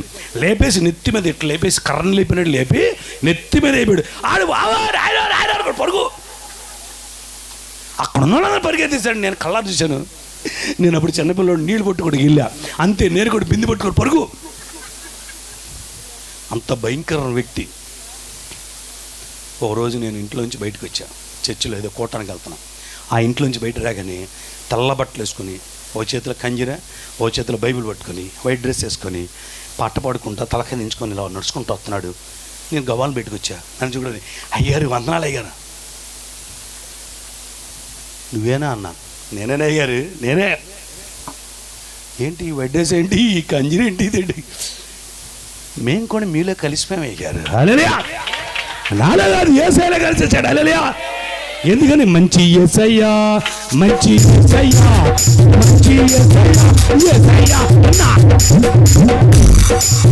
అలా మొగలరాజులో ఎంతమంది మారిపోయారు. మారిపోయి వీళ్ళు ఏం చేస్తే తెచ్చా మా నాన్నగారికి ఎదురు పెట్టారు మైకులు. పాసర్లు అయిపోయారు, ఇక ఆడు పాసర్ గారులు అయిపోయారు. ఏదేమైతే పౌలు గారు అన్నట్టుగా మారారు చాలు, అంతే. ఎందుకని ఎప్పటికైనా యేసు లేనిది సున్నా. హల్లెలూయా. ప్రియులారా, అంత గొప్ప దేవుడు మన దేవుడు. ఎందుకని ఇప్పుడు ఈ రౌడీ ఎలా మారాడు? ఇప్పుడు నేను అడిగా, ఎలాగొచ్చావా నువ్వు? తిట్టేవాడివి, అందరం కొట్టేవాడివి, పార్సల్ కూడా నానా మాట్లాడాడు నువ్వు అని అంటే, నాయన ఎంత నాయన అంటున్నాడు మళ్ళీ ప్రేమతో. నేను సాక్షి చెప్తాన్నాడు. మా ఆవిడయ్య అర్ధరాత్రి గారు లేచేసి తలుపు దడీలు మంది తీసుకొని పరిగెత్తుకొని వెళ్ళిపోయి బట్టలు కూడా తీసుకొని వసే ఆగవే ఆగేది కాదు. పేటలో ఇడిపరిగెత్తి అర్ధరాత్రి గడ లేదు, పగలని లేదు, రాత్రులని. నాకు సిగ్గు అవమానం అయిపోయాను. ఆ భార్య అంటే నాకు ఎంతో ఇష్టం, ప్రేమ. సో దేవుడు ఎక్కడ పట్టుకోవాలో అక్కడ పట్టుకున్నాడు. ఆ దెబ్బతో తిప్పాడు మంత్రాలు తంత్రాలు, మెంటల్ హాస్పిటల్ ఎక్కడికి వెళ్ళాం దగ్గర. ఆఖరికి మా నాన్నగారు చెప్తున్నాడుగా, పక్కన ఇల్లు దగ్గరలో నేను 3 ఇళ్ళు అవుతున్నాను. ఏసున్నమ్మో, ఏసే నిత్యజీవం, ఏసే మార్గము, ఏసే జీవము, ఏసే సత్యం అని చెప్తా ఉంటుండే అక్కడికన్నా నిలుసుకుందాం. ఏసై దగ్గరికి వచ్చాడంట. ప్రభు అన్నాడంట, నా కుమారుడా, నీ బొడ్లో కత్తి, దాని పేరేంటి, బూట్ల కత్తి, బూట్ కింద కత్తి, 3 కత్తులు తీసే నా ఆత్మ ఖడ్గం పట్టుకో, బైబిల్ పట్టుకో, నీ భార్యని మారుతానంట. అంతే, బైబిల్ పెట్టుకున్నానయ్యా. నా ప్రభు కళ్ళ కనబడి చెప్పాడు. అంతే, మారిపోయినాయా, నా భార్య మారిపోయింది, బ్రహ్మాండంగా ఉంది, ఇప్పుడు పరిగెడతలు అసలు స్వచ్ఛందంగా ఉంది. హల్లెలూయా! అలా ఎంతమందిని యేసులో నీతిమంతులుగా తీర్చిదిద్దేశాడు. ఇతను చూస్తే పేటంతా గడగడ ఉనిపోయేది. అలాంటిది ఈ రోజున అతను చూస్తే ఎంతో ప్రేమిస్తారు. ఎక్కడ కనపడి నేను ఇప్పటికి కూడా, నేను ఆయనకంటే చాలా చిన్నోండి, ఇప్పటికి కూడా ఎంతో ప్రేమగా మాట్లాడు అయ్యగారు అని. ప్రియులారు అలా చెప్పుకుంటూ వెళ్తే చాలా విషయాలు. ఆయనకి ఎందుకు ఈ ప్రేమ కలిగింది యేసువారి మీద అంటే, రోజు ఏడ్చుకునేవాడంట. వాళ్ళ ఆవిడని చూస్తూ ఏడ్చేవాడంట. ఏంటి నా భార్యలు అయిపోతుంది, 3 పిల్లలు, ఏంటి పరిస్థితిని. కానీ యేసయ్యే, ఎవరు నన్ను ఓదార్చలేపారే, యేసయ్యే నన్ను ఓదార్చి నా భార్యను స్వాస్థపరిచి నన్ను ఓదార్చారు. హల్లెలూయా! అందుకని అన్నాడు, దుఃఖపడి వారు వారు ఓదార్చబడి. ఎలాంటి వారైనా సరే దుఃఖం అనేది వస్తుంది, ఎప్పుడైనా సరే ఏడవాల్సింది. ఆ ఏడుపు ఏ ప్రకారం వస్తుందో తెలియదు. ఆ వచ్చినప్పుడు మాత్రం ఖచ్చితంగా యేసయ్య చూస్తే తప్పనిసరిగా యేసువారు వాదార్చి సంతోషంగా నడిపించే దేవుడు. మేము ఊటీ వెళ్ళినప్పుడు ఈ చిన్న చెప్పు ముగించేసి చాలా సమయం అయిపోయింది, పాపం ఎండలో కూర్చోలేకపోతున్నారు. అయితే ఊటీ వెళ్తే మాకండి ఇలాగే ఎండాకాలంలో అక్కడ చాలా చల్లగా ఉంటుంది, వణుకు పుట్టేస్తుంది. మాకు రూములు కావాలని ఇదితే మరి అందరూ కూడా సెలవులు తినాలి కదా, అందరూ రూములని బుక్ అయిపోయాను. ఎక్కడ హోటల్స్ బుక్లు, రాత్రితో 7, 7:30, 8 అయిపోయింది. చలి, పగల బాగా చలి పడుద్ది, మంచు పడుద్ది అక్కడ. అలాంటి పరిస్థితులు మాకు కొనుక్కొస్తుంటే ఏం చేయాలి, అక్కడ కాఫీ తాగుదాన్ని పిల్లలందరినీ, మా భార్య పిల్లలందరినీ కూడా లోపల ఆ కారులో కూర్చోబెట్టేసి మేము బయటకు వచ్చేసి కాఫీ తాగుతున్నప్పుడు, ఏం ప్రభా మాకు రూములు లేవు, ఎక్కడ తిరిగిన రూములు దొరకలేదు, ఈ రాత్రి ఎక్కడ ఉండాలి బస్సు పిల్లలతో అని బాధపడుతున్న సమయంలో అనుకోకుండా మా రాజు అప్పుడు చిన్న పిల్లడు, డాడీ నాకు స్వెటర్ కావాలన్నాడు. అనగానే ఆ ఎదురుగా ఒక షాప్ ఉంది, ఆ షాప్ దగ్గరికి వెళ్ళి స్వెటర్ కావాలని అడిగాం. వాళ్ళు తమిళంలో మాట్లాడుతున్నారు. వెంటనే మా తిరుగు చూసి ఆ యొక్క కౌంటర్లో కూర్చున్న ఆ వ్యక్తి నా చూసి, బ్రదర్ మీరు పాస్టర్ గారా అన్నాడు. ఆయన వెనకాలే ప్రభు క్యాలెండర్ తగిలించేశాను. మీరు క్రిస్టియన్ అనుకుంటాను. అవునండి, నేను పాస్టర్ గారినండి. ఎక్కడండి? మేము విజయవాడ అండి. Okay right. ఏమండి మీకు ఏమన్నా హోటల్ రూమ్ కావాలా అన్నాడు. కావాలండి అన్న. అనగానే మీరు దౌజన్లు వల్ల ఉన్నారు, మీరు దౌజన్లే, నాకు అర్థమైపోయింది. నేను వెంటనే విజిటింగ్ కార్డు చూపించాను. చూసి ఆశ్చర్యపడిపోయి లేచి నుంచి అన్నాడు, అయ్యా నేను కొత్తగా ఈ ఊటీలో ఎక్కువగా ఇల్లు కొనుక్కున్నారంటే హోటల్ రూమ్ కానీ పెడతారు, ప్రతి రూమ్కి డబ్బులు ఎక్కువ వస్తాయి, అందుకని నేను కొత్తగా కొనుక్కున్నాను, దాంట్లో ఇంక ఏమీ పెట్టలేదు, బిల్డింగ్ మట్టుకు ఎంత ఓపెన్ చేయాల, దౌజన్లకి మీరు వచ్చారు కాబట్టి మీరు ప్రార్థన చేయండి, లోపలికి వెళ్ళిపోండి, అక్కడే ఉండండి, రాత్రి మీకు కావాలంటే తెల్లారు వెళ్ళిరిగాను అన్నాడు. ఎంత అద్భుతం అండి. హల్లెలూయా! సరే నేను వెళ్ళిపోయండి. అది కొండ పైన ఉందండి. సరే అక్కడికి వెళ్ళాం. లోపలికి సరిగ్గా కింద కాళ్ళు పెట్టలేకపోతున్నాం, అంత చలి నా ప్రాయం మీద. అప్పుడు వెంటనే ఆయన వచ్చి అన్నాడు, మీరు ఇక్కడే ఉండండి అని. అప్పటికప్పుడు వెళ్ళిపోయాడండి. కింద కార్పెట్లు తెచ్చాడు, బెడ్లు తెచ్చాడు, మళ్ళీ మంచాలు తెచ్చాడు, మడత మంచాలు అన్నీ కొనుక్కొచ్చాడు. అప్పటికప్పుడే కొనుక్కొచ్చేసి మా కోసం వేసేసి మొత్తం చేసి మాకు ఆశ్చర్యం వేస్తుంది. దేవుడు భలే సిద్ధం చేశాడు, చూసి హల్లెలూయా అనుకున్నాడు. సరే అన్నీ సర్దేశాడు. పిల్లలందరూ కూడా చక్కగా టిఫిన్లు చేశారు, ఎవరి కాళ్ళు పుడుకుని ఆయన షాప్ కట్టేసి వచ్చాడు. రాత్రి 12 గంటల, సార్ అయ్యారు మీకు నా సాక్ష్యం చెప్పానన్నాడు. చెప్పయ్యా అన్న. మళ్ళీ వస్తానే అన్నాడు. వచ్చాడండి. నా బెడ్ పక్కన, నేను పైన కూర్చుండే మంచం కింద ఆయన కూర్చొని సాక్ష్యం స్టార్ట్ చేశాడు. అయ్యా నేను RSS బజరంగ్ దళ్లో బహుగా వర్క్ చేసిన వాడిని. అసలు యేసువారు అంటే ఈ చర్చిలు, ఈ ఊటీ పరిసర ప్రాంతంలో యేసువారి యొక్క చర్చిలు, యేసువారి యొక్క బొమ్మలు, మరియమ్మ తల్లి బొమ్మలు కూడా పగలగొట్టి ఎరగొట్టినాడు. నెంబర్ 1 నన్ను ప్రెసిడెంట్ ఎన్నుకున్నారు RSSలో. అంత భయంకరమైన వ్యక్తిని, పక్కా హిందువుని. అయితే యేసు అంటే నాకు నచ్చేది కాదు. ఓ టైం వచ్చింది, ఎవరైనా పాస్టర్లు ఇక్కడ కోటాలు పెడుతుంటే వీళ్ళు అడ్డుకునేవాడు, అల్లరి చేసి పరిచయం, నానా బీభత్సం చేసేవాడు. అలాగుండేది నా స్థితి. బాధపడేవాళ్ళు వాళ్ళందరూ. ఓ సమయంలో ఏదో చర్చి గురించి చెప్పాడు, ఆర్సీఎం చర్చి వాళ్ళు ఒక చిన్న విగ్రహం పెట్టుకుని దాంట్లో ఆ అద్దం కూడా పెడితే అద్దం మాలు ఉడిసి విగ్రహాన్ని తీసేసి నేలకేసి కొట్టాడంటే ఈయన 10 మంది కుర్రాలను తీసుకెళ్ళి. కానీ ఓ టైం వచ్చిందయ్యా, నాకు ఒక్కతే కూతురు, ఇంకా పిల్లలు లేరు. ఈ ఒక్కతే కూతురు ఉన్నట్టుండి జ్వరం వచ్చేసింది. జ్వరం తగ్గట్లా. తగ్గబేసరిగా ఆ పాపకి 12 సంవత్సరాల వయసు. తగ్గబోతే ఎన్ని మందులు, ఎన్ని చోట్ల, ఎన్ని గుళ్ళు గోపురాలు తిరిగా ఎక్కడ తగ్గల. పిల్ల నల్ల కప్పేసేసింది, సన్నగా అయిపోయింది, బ్రహ్మాండంగా ఉండేదయ్యా, సినిమా యాక్టర్ లాగా ఉండేది నా కూతురు. అలా అయిపోయింది. తిరిగి నేను ఎన్ని గుళ్ళు, ఎంతమందికి యాక్సెస్ హాస్పిటల్లో ఉండిపోయింది. అప్పటికి నెల రోజు దాటిపోయింది. హాస్పిటల్లో బోల్డ్ డబ్బు ఖర్చు పెట్టేశాం. కోయంబత్తూరు హాస్పిటల్ అని, మద్రాస్ హాస్పిటల్, అక్కడ ఇక్కడ పెట్టేశాం. ఆఖరి బెంగళూరులో ఒక హాస్పిటల్ పెట్టాం. ఇక వాళ్ళు అన్నారు, ఇక ఈ రాత్రి గడిచింది లేకపోతే లేదు అనేసి ఇక వెళ్ళిపోతుంది ఇక ప్రాణం.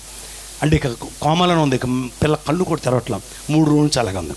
మనిషి మొత్తం నల్ల కప్పేసేసింది. పిల్ల తెల్లగా ఉండే పాప ఆ బెడ్ పక్కనే ఉన్నాడంట. అంతకుముందు 4 రోజుల క్రితం ఒక పాస్టర్ గారు వచ్చాడంట.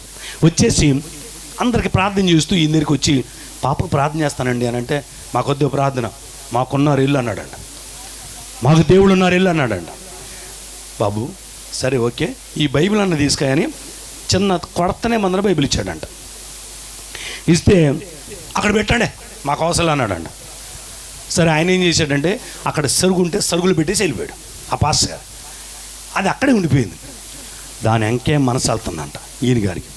ఇప్పటివరకు ఎంతమంది దేవుళ్ళని కేకేశాం, నాకెవరో తెలిసి ఎన్ని పూజలు చేసాను, ఎవరో తెలిసి అందరినీ కేకేశాం, ఒక్కళ్ళు రారు నా కూతురుని బతికించలాం, చూద్దాం యేసు గొప్పవాడు అంటున్నారుగా, చూద్దాం అని ఈ రాత్రికి డాక్టర్ గారు ఇక పిల్ల అంటుంది ఐసీయూలో.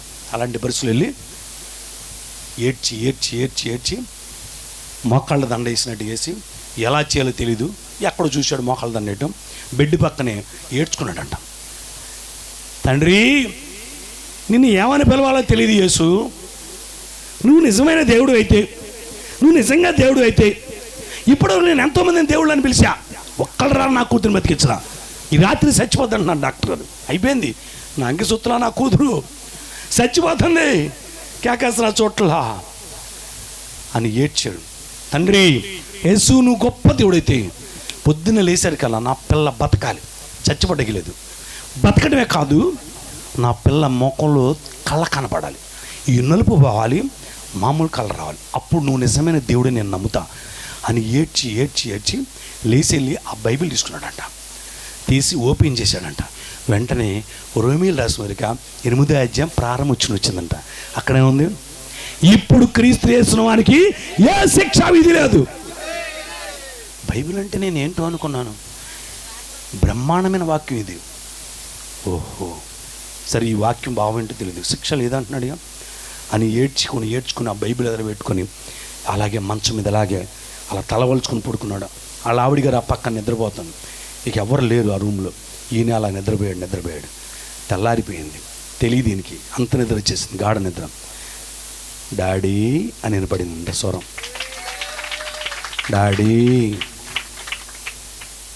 నా కూతురు స్వరం ఉందని కళ్ళు తెరుచుకుని వెళ్ళి చూస్తే కూర్చొని ఉంది కూతురు, లేచి కూర్చొని ఉంది. హల్లెలూయా, అద్భుతములు మహాద్భుతము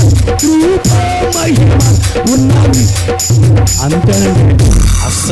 అసలయ్యా నేను అసలు నా కళ్ళతో నేను నమ్మలేను. అసలు ఇది కలయా నిజం? అరే ఎంత గొప్ప దేవుడు ఇరా, చచ్చిపోతే నా కూతురు లేచి కూర్చుందండి, ఇది అసలు ఏమిటిది? అంతేకా అప్పటికప్పుడు లేచాను, ఇక మొత్తం అన్నీ తెంపేసి నా చేతులు కొన్ని ఆటికొని ఈటికొని అన్ని పీకాతలు పెడిసేసి ఏసే నిజమైన దేవుడు. బ్యాంకులు మేనేజర్ గారు అండి, ఆయన మేనేజర్ గారు అంతే. అక్కడి నుంచి ఇక ఎక్కడికి వెళ్ళి సరే దేవుని స్వార్థ, ఎక్కడికి వెళ్ళి సరే సాక్ష్యం చెప్పడం మొదలెట్టాడంట. ఇదిగో ఈ కుమార్తె గురించి, ఆ పిల్ల బతికింది, శుభ్రంగా చదువుకుంటుందంట ఆ రోజుల్లో. హల్లెలూయా. ఆయన సాక్షి ఉంటే నాకే ఒళ్ళు గగురు పొడిచిందండి. నేను 2 మాటలు చెప్పాను కానీ ఆయన ఏడ్చుకుంటూ చెప్పాడండి వాళ్ళ అమ్మాయి గురించి. యేసు వారు లేకపోతే నా కూతురు చచ్చిపోయేదయ్యా, ఇవన్నీ వేస్ట్ అయ్యా, యేసే నిజమైన దేవుడు అని గొప్పగా చెప్పాడండి. హల్లెలూయా. ఎక్కడ ఊటీ వెళ్తే అక్కడ యేసు గురించి గొప్ప సాక్ష్యం నాకు చెప్పాడు ఆయన. హల్లెలూయా. ఇలాగా ఉత్తనే రారండి యేసయ్య దగ్గరికి, ఉరిగిన వస్తారు. ఇది మత మార్పిడి కాదు, ఇది ఇది జీవితాలు మార్చే స్థితి, జీవితాలు నూతనమైన మార్గం, ఇది సజీవన మార్గం, ఇది పరలోక రాజ్య బాట, ఇది హల్లెలూయా. దీనిలోకి అడుగుపెట్టిన వాడికి మళ్ళీ ఎటు చూడడు కూడా.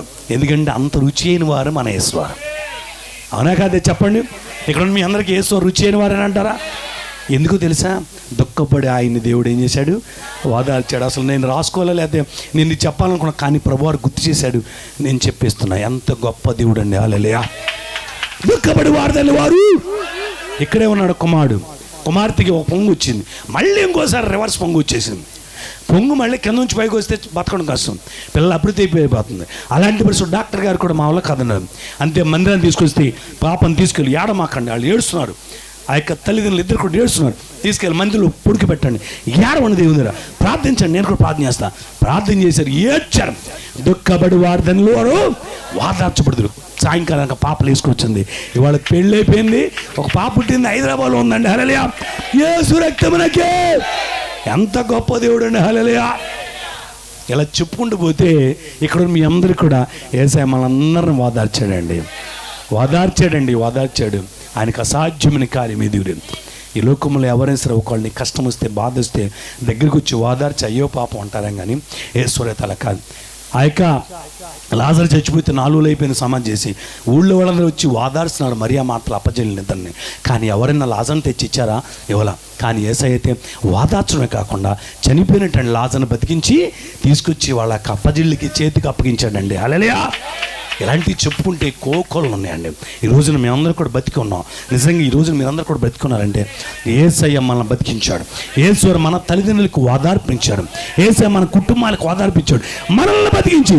ఇది నిజమైన నమ్మి నుండి సపలు కొట్టి హల్లెలూయా, థ్యాంక్ యూ జీసస్ అని. ఆమేన్. కాబట్టి అందుకని ఈ రోజున యేసు లేనిదే మేము బతకలేమయ్యా అని ఎంతోమంది యేసయ్య వైపు వస్తున్నారు. యేసు లేకపోతే జీవించగలమా? యేసువారు లేకపోతే బతకగలమా? యేసే నిజమేనా దేవుడు, యేసే నిత్య జీవం, నమ్మిలో ఉంటే హల్లెలూయా అనండి. కాబట్టి ఈ లోకంలో ఎవరైనా ఒకవేళ కష్టం వస్తే, బాధ వస్తే, ఇబ్బంది వస్తే కాసేపు ఓదార్చి అవతలకి వెళ్ళిపోతాను. కానీ ఆ ఓదార్పులో నిజమైన ఓదార్పు, శాశ్వతమైన ఓదార్పు నీకు అందించాలంటే యేసు తప్ప మరెవరిలోనే లేరు. ఏడుస్తుంది ఆ యొక్క వనంలో. ఏడుస్తున్నప్పుడు అప్పుడు ప్రభువారు అక్కడ కనబడ్డారు. మగ్దలేనే మరి ఏడుస్తుంది. అంతకుముందు ఒకసారి ఏడ్చింది ఆవిడ. అందరూ కొట్టేస్తున్నారు, చంపేస్తున్నారు, రాళ్ళేసి కొట్టేస్తున్నారు. అప్పుడు యేసువారు పాదాల దగ్గరికి వచ్చింది. యేసువారు ఆమె చూసి అన్నాడు, అమ్మా ఎందుకమ్మ ఏడుస్తున్నావు, ఏడవకో. వారిని నేనేమి శిక్ష విధించలేదా?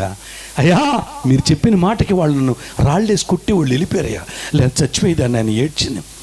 ఏమన్నారాయన? మీరందరూ కూడా మంచి వాళ్ళకలాగా ఈ అమ్మాయి తప్పు చేసిందని రాళ్ళు వేసుకొట్టి చంపేస్తారా, ఆమెను ఏడిపిస్తారా? మీలో తప్పు లేని వాడెవడో అప్పుడు రాయి వేసి మాట్లాడున్నాను. కానీ ఎవరికి వాళ్ళే వాళ్ళ తప్పులు గుర్తుకొచ్చేసి రాళ్ళు అక్కడ పడేసి వెళ్ళిపోయారు. ఇప్పుడు ఈమెకు వాదార్పు వచ్చిందా లేదా? వాదార్పే కదా జీవం కలిగింది. చచ్చిపోవాల్సిన ఆమెనే యేసయ్య బతికించి అక్కడ జరిగింది. నెక్స్ట్ యేసువారు అప్పటి నుంచి ఇక్కడ ఆ కుమార్తె యేసయ్యనే వెంబడించింది. హల్లెలూయా. తర్వాత యేసువారు చనిపోయిన తర్వాత ఆయన ముచ్చుని తిరిగి ఇచ్చిన తర్వాత యేసువారి గురించి సమాధికి వస్తే సమాధిలో ఆయన లేడు. ఆయన ఎదుగుతూ ఉంది. అప్పుడు అక్కడ ఆమెకున్న విశ్వాసం ఎందుకంటే తెలుసా? అక్కడ చచ్చిపోవలసిన రాళ్ల దెబ్బలతో చచ్చిపోవలసిన ఆమెని యేసువారు 3.5 సంవత్సరాల క్రితం బతికిచ్చేశాడు, వాదార్చేశాడు, బ్రతుకునిచ్చాడు. ఆ విశ్వాసం ఉంది ఆవిడికి. అందుకే నా ప్రభువుని ఎవరు ఎత్తుకెళ్ళిపోయి ఏడుస్తున్నప్పుడు ప్రభువారు వెనక వచ్చి, అమ్మా ఎవరిని ఎత్తుతున్నావు, ఎందుకు ఏడుస్తున్నావు అమ్మా? ఆవిడ గుర్తుపట్ల, తెల్లవారుజామున కదా గుర్తుపట్టుగా ప్రభువుని బోధకడానికి కేకేసిందండి. తెలియకోకుండా బోధకడాన్ని కేక వేసేసింది. అప్పుడు అమ్మా మగడియాని కేకేశాడు ప్రభువారు.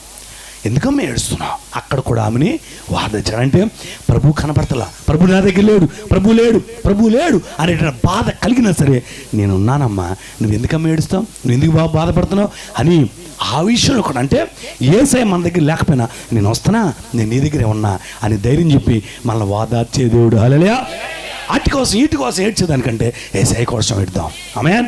యేసయ్య కోసం ఏడ్చి, ప్రభువా నువ్వు నా దగ్గర ఉంటే చాలయ్యా, అప్పుడు నా హృదయం ఉల్లాసంగా ఉంటుంది, నా నాలుక ఆనందిస్తుంది ప్రభు అని నువ్వు ప్రభు కొరకు దుఃఖపడి ఏడిస్తే ఆయన ఎదురుగా ఉంటాడు, నిన్ను వాదార్స్తాడు. అమ్మా నానా ఎందుకు ఏడుస్తున్నావు అని మనల్ని వాదార్చి నువ్వెందుకు దుఃఖపడుతున్నావో ఆ విషయంలో కూడా ఆయన వాదార్చే దేవుడు. దుఃఖపడి వారు వాదారు. ఇది నెంబర్ 1. ఆయన చెప్పింది నిజమా కాదా?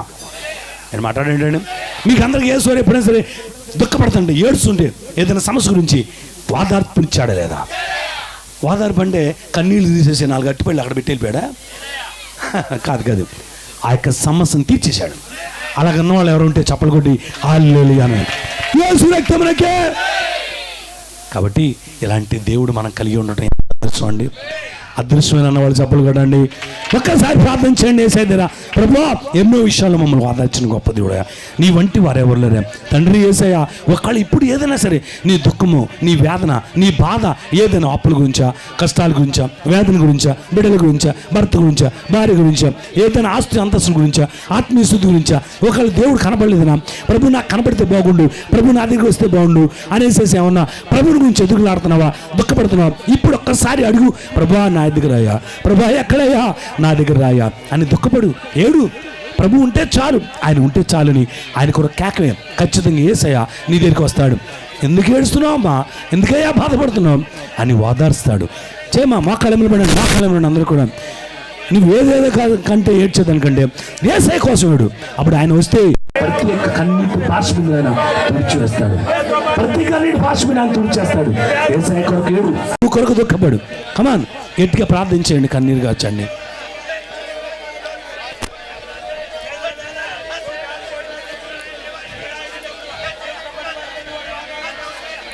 చేయండి అమ్మ, ఒక చిన్న ప్రార్థన. పురుషులు స్త్రీలు కూడా ప్రభు కొరకు కన్నీరు కార్చండి. నాయనా ప్రభా, నువ్వు నా ఎదుట ఉండయ్యా, నా దగ్గర రండి ప్రభా, నాతో ఉండండి యేసయ్యా. పరిశ్రమ చేయ, ప్రభు కొరకు దుఃఖపడు, ప్రభు కొరకు కన్నీరు కాచు. తప్పనిసరిగా ఆయన ఎద్దుకు వస్తాడు, ఆయన నిన్ను ఆదరిస్తాడు. దేని కొరకు నువ్వు ఏడుస్తున్నావు, దేని కొరకు నువ్వు బాధపడుతున్నావో ఆ బాధను ఆయన ఖచ్చితంగా తీరుస్తాడు. ప్రభా నువ్వు నా దగ్గర రాయ్యా, నువ్వు నా ఇంటికి రాయ్యా, ఈ క్రైస్తవ చూకుటల్లో మాతో ఉన్నాను ప్రభా అని ఒక్కసారి ఎలుగెత్తి చేయి ప్రార్థన.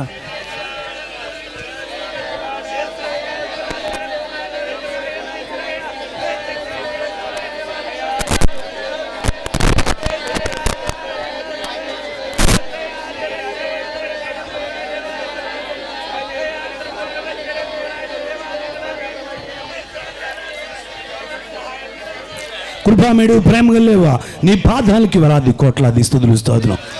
ఈ మధ్యాహ్న కాలం నాయన ఈ కూటమిని దీవించి ఆశ్రయించాను ప్రభువా. సర్వసమృద్ధి వచ్చి దీర్ఘాయుష్య బలపరిచే సహాయం చేసి యూదుని ఎంతోమంది ఎన్నో రీతిలుగా వారి సమస్యలతో దుఃఖపడుతూ ఉన్నారయ్యా.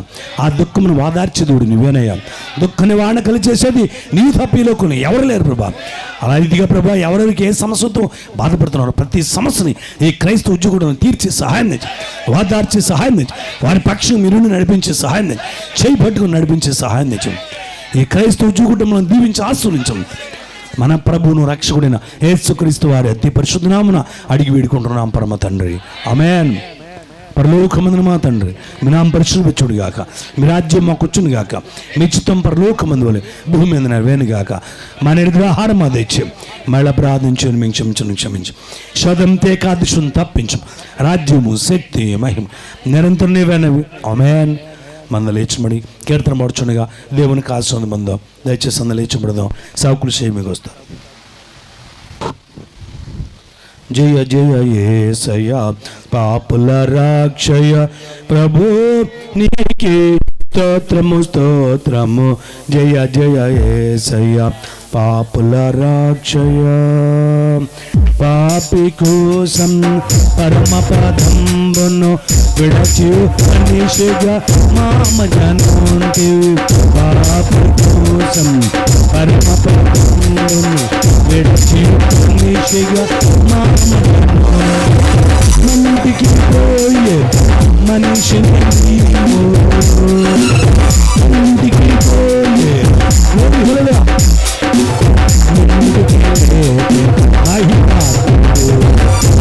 జయ జయ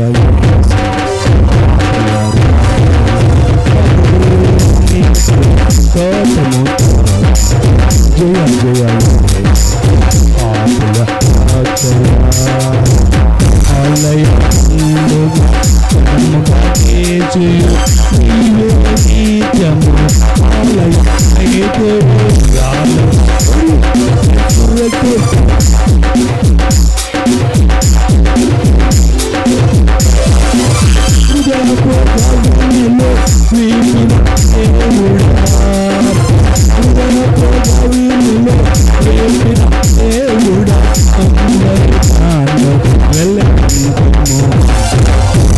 జయ ప్రభు నీకు స్తోత్రము జయ జయ పాపుల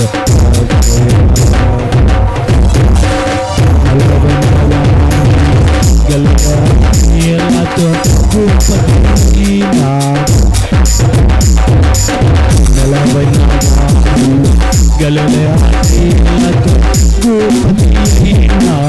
జనసా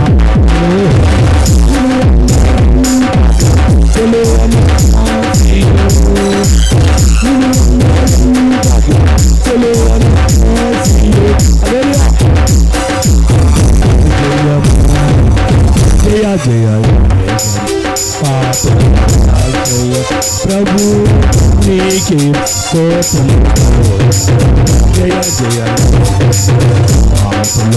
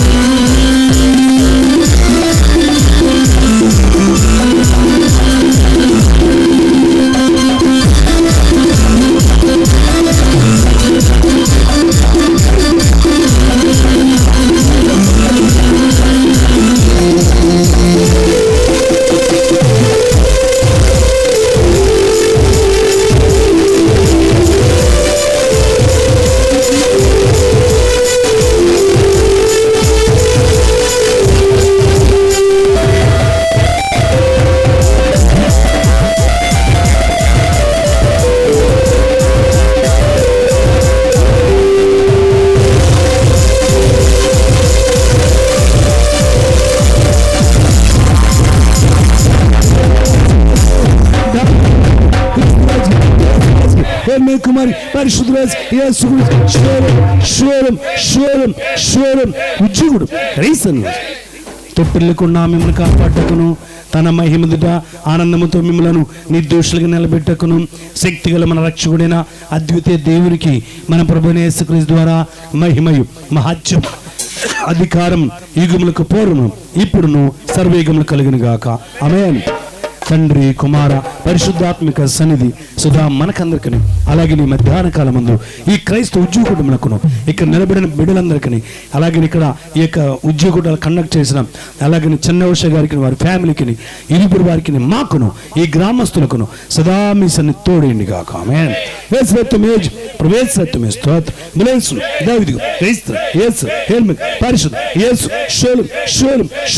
ఉద్యోగుడు ఉద్యోగుడు రైసన్ కోరి కలువరే మేట్లను